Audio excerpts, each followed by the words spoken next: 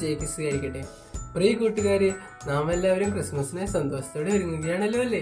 സന്തോഷത്തിന്റെ ഏറ്റവും വലിയ ആഘോഷമാണ് നമ്മുടെ രക്ഷകനായ ഈശോയുടെ ജനനം.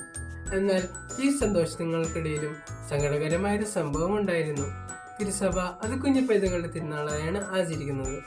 നമ്മുടെ പാപങ്ങൾക്ക് ശിക്ഷയായി നാം മരിക്കുന്നതിന് പകരം നമുക്ക് വേണ്ടി കുരിശിൽ മരിച്ച ഈശോയ്ക്ക് വേണ്ടി ആദ്യമായി രക്തസാക്ഷിത്വം വരിച്ചവരാണ് ഈ കുഞ്ഞു പൈതങ്ങൾ.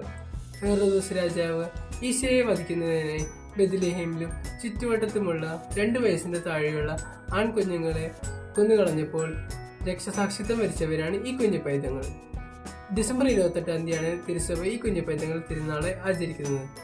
നമുക്ക് സ്വർഗം നൽകുന്നതായി കുരിശിൽ മരിച്ച ഈശോയ്ക്ക് ശുശ്രൂഷ ചെയ്യുക എന്നതാണ് ക്രൈസ്തവരായ നമ്മളുടെ ഓരോരുത്തരുടെയും കടമ. ഇതിനുള്ള ഉന്നതമായ മാർഗമാണ് ഈശോയ്ക്ക് രക്തസാക്ഷിത്വം വരിക്കുക എന്നുള്ളത്.